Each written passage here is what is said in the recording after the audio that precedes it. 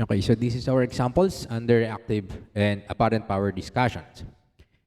Example number 2.1. A load draws a current of IT, which is equal to 4 cosine 100 pi plus 10 degrees amps from a source voltage, which is equal to 120 cosine 100 pi t minus 20 degrees volts. Determine the apparent and the reactive power of the load.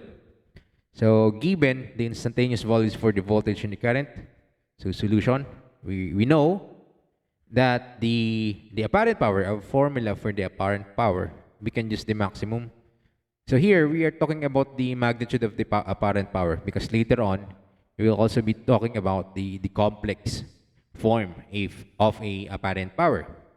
And here we just talk about the magnitude. So our formula for the apparent power is just equal to the product between the voltage, RMS voltage, and the RMS current. Or if you want to use the maximum values, instead of the RMS, you just multiply it by 1/2. 1/2 the maximum multiplied by the maximum voltage and the maximum current.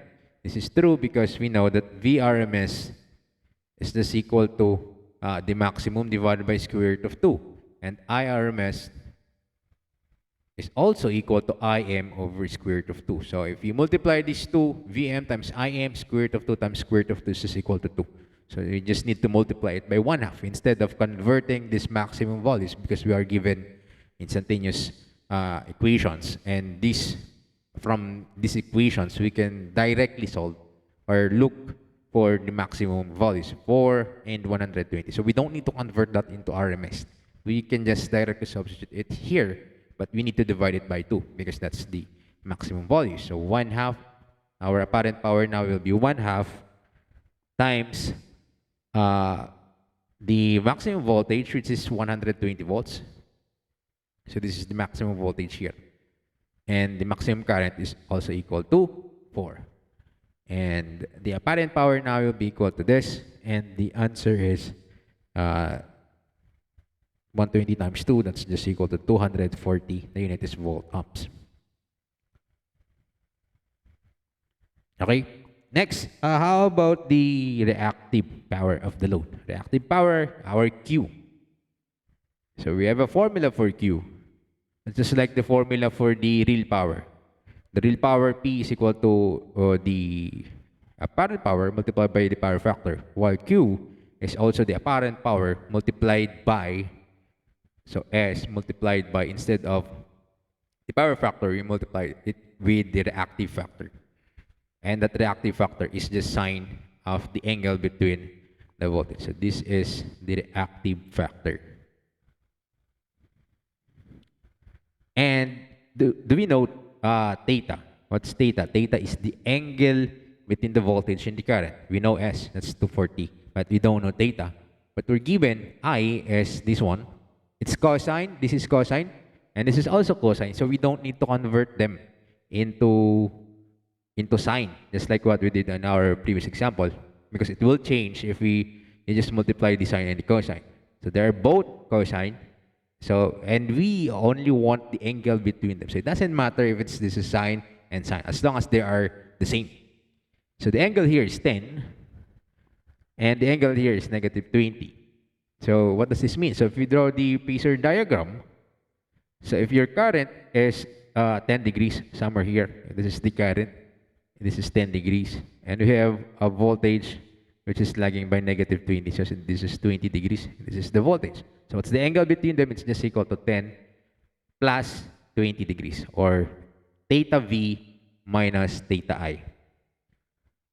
And this will be equal to, so 10 plus 20 degrees is equal to 30 degrees. And this will be 240 times sine of 30 degrees. And Q now will be equal to this one. This is equal to 120 var, reactive volt ampere. And this is the magnitude also of Q. Later on, we have a negative Q. This will become negative when the load is a capacitive load. It's positive if the load is a inductive load. It's the same as the impedance. If you remember, the impedance Z is equal to R plus or minus JX. So this Z is inductive when this is a positive, R plus JX. And this will be capacitive, it's minus. So the sign is the same, where this is the real power and this is Q. And we have S. So later on, the power factor also, later on, it's not because the theta is negative. If the angle is negative, and therefore it's a lagging power factor, or it's lagging. It's not true because it's the other way around actually. If theta is negative, why? Because theta is based not on the S, the apparent power. It's based on whether the current is lagging the voltage or leading the voltage. So if it's lagging the voltage, then the power factor is lagging. If it's if the current is leading the voltage, then it's a leading power factor. It's not on an S, but actually it's also depend here because if you have a negative Q, this means that the current is actually leading the voltage. So this means this is a capacitive Q. So if it's positive, the current is lagging the voltage. So this means the load is an inductive load. Next, determine the apparent power of a load whose impedance is equal to this, 60 plus G 40 ohms. Drawing from a source which is equal to this one. So we want to solve for the apparent power again. And what's the formula again for the apparent power? It's just equal to the product of the RMS values. So this is a direct substitution. Actually, we just need to solve for the current. Or we can also use the formula, or later on we can use if we are talking about the complex power. But for now, we can just solve for the RMS value or the maximum current, IM, instead of converting it again to the RMS value. So IM is just equal to, because we're given with Z, so IM is just equal to the Ohm's law, E over Z. Our E, so we will be using EM because it's the maximum current that we're solving. And you just divide this with Z.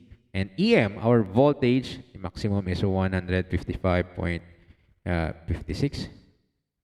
And the angle of this will be equal to what?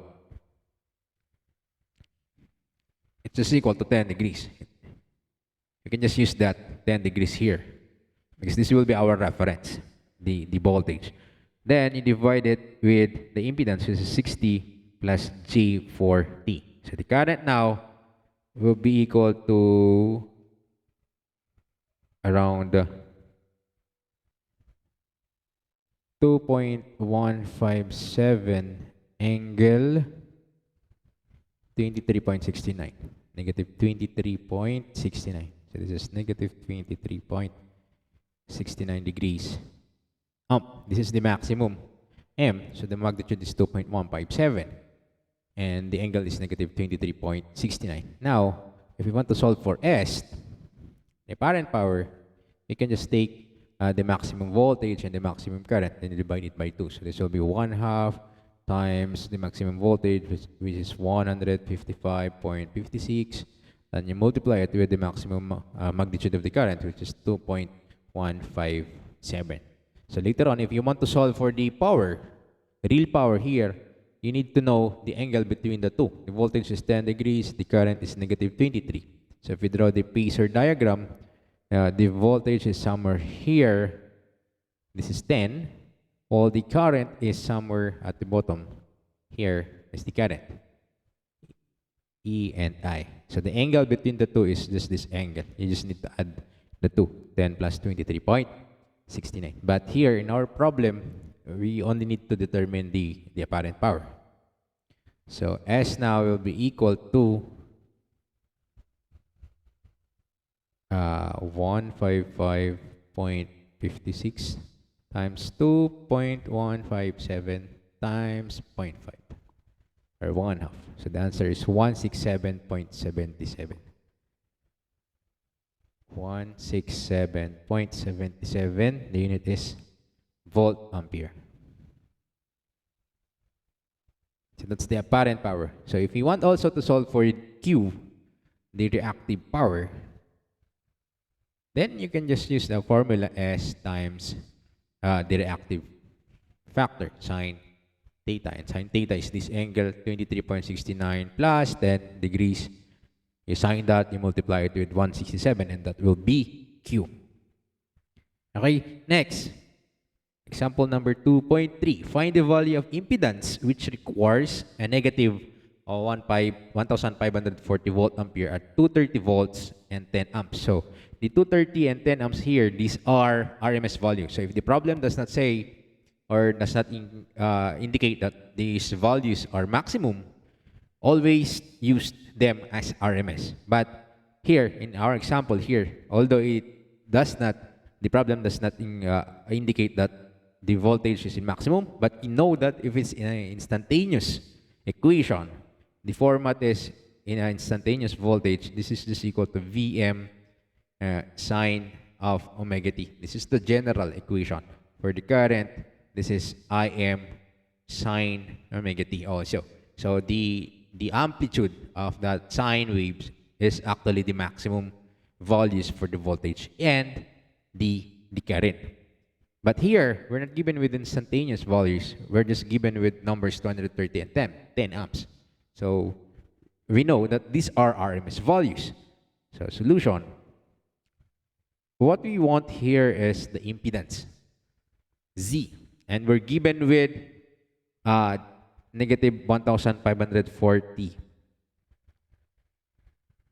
And there is somewhat correction here because this is volt amp and you're given with 230 and 10. So if you multiply that, that's just equal to 2300. It's not 1540. This is actually the reactive factor, reactive volt ampere, not the S, because it's negative. This negative means that this is a capacitive reactive volt ampere. This is a capacitive reactive volt ampere. That's just Q. And we know that what's the formula for Q? It's the if we're not given with the maximum, so we just use the RMS value times the RMS value. This is S, voltage times the current, because this is a reactive power. So you just multiply it with the reactive factor times theta, sine of theta. And we know that Q is equal to 1540. We can just take the magnitude. We can just remove the negative first. And you can just make the theta negative here. So VRMS, this is 230 times 10 times sine of theta. So our theta now will be equal to 42 degrees. And this is actually negative. So if we solve for the impedance, Z, the magnitude of the impedance, we can solve the magnitude of the impedance using the magnitude of the voltage and the current. Z is just equal to the voltage 230 divided by the current 10. Magnitude also and magnitude. So this is fine. And this is equal to 23 ohms. So this is just the magnitude. But we want the value of the impedance, the actual value of the impedance. We need to know the angle. The angle of the impedance is just the angle or the power factor angle. This is equal to 42 degrees. So our Z now will be equal to 23. But the angle here, because this is again a capacitive volt ampere, because it's negative, so our angle should be also a negative 42 degrees. Just like what I said before, here it follows the design of the apparent power, the complex apparent power later on. It's just the same as the impedance. So it's negative because this is a negative 42 degrees and this is also negative 42 degrees. And Z in rectangular form, this is just equal to 17.09 and this is minus. So it should be minus G 15.39 ohms. So again, this is a capacitive load because we have a negative here. And also because we have a negative reactive volt ampere. Okay, for the last example, a capacitor is rated 100 kVAR, 380 volts, and 50 hertz. Now, what will happen to the rating to this 100 kVAR if we change the voltage to 220 and we change also the frequency to 60 hertz instead of 50 hertz? So, question, will it change? Will the kVAR of the capacitor change when we change the voltage and the frequency? Of course, yes. Why? Because we know that if you remember the formula for Q, Q is equal to, so if we have Q, this is just equal to the voltage, E squared divided by the reactance. And we know when we solve for the reactance, when we are solving for the reactance, we need frequency. If it's capacitive, 1 over 2 pi f times the capacitance. If it's inductive, then 2 pi f times the inductance. So it depends on the frequency. Because we change the frequency, we also change the value for Q. So for the first set, at 380 volts and the frequency of 50 hertz, we can solve for, this is XC, this is QC, because we're talking about capacitor. This is 100 kVAR, 100 times 10 to the 3. And this is equal to the voltage, which is 380, and we just square that and divide it with XC. And we want to find this XC here so that we can determine the capacitance. Because the capacitance, that's actually the rating that does not change. The capacitance of the capacitor. It only changes if you change the capacitor.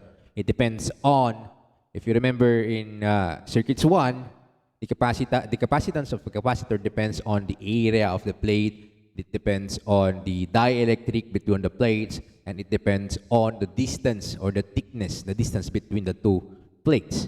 So that's the only thing that is not changing when we are using the same capacitor. It's the physical characteristic or physical rating of the capacitor. But this 100 kVAR will change.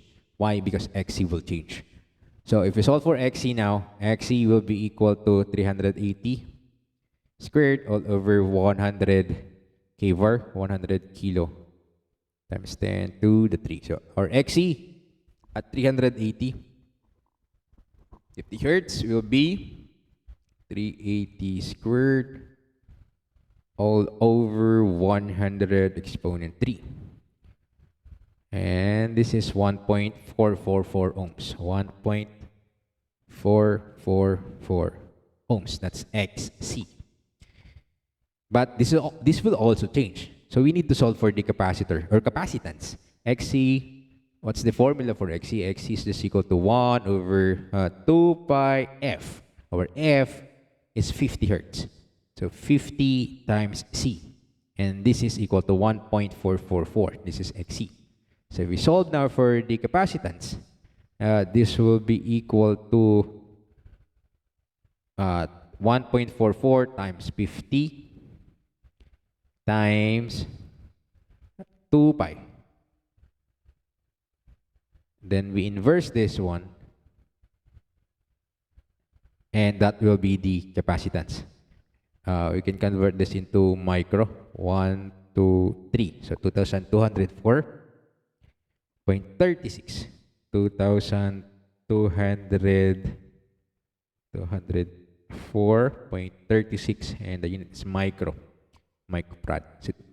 So this is the capacitance. Now, if we go at a different voltage level at 220 volts and also a different frequency, 60 hertz. For 60 hertz, so what will happen to our XC? So we still use the same capacitor. So we still use the same capacitance. So we solve for the new XC. The new XC now will be 1 over 2 pi times the frequency, which is 60, F times C, which is this one, 2,204 times 10 to 0.36 times 10 to negative 6 micro. And that will be our XC. XC will be equal to, so if we go back here, this is our XC, or C. We just multiply this with 60, and we multiply with 2 shape pi. And we inverse this again. And this will be the new value for our XC, 1.203. 1.203 ohms. So what we want to solve is the rating, the kVAR rating of the capacitor. Here, 100 kVAR. So what will happen to that 100 kVAR? So we go back again to our formula, QC, and that is just equal to E squared over X. Our E is 220 now instead of 380. So 220 squared divided by XC. Our XC is 1.203. So our new rating now for the kVAR of the capacitor will be equal to 220 squared divided by the answer. This is 40,221 or 40.22 kVAR. So this is the new rating, kVAR rating of the capacitor at 60 Hertz and 220 volts. Okay, and this is reactive and apparent power.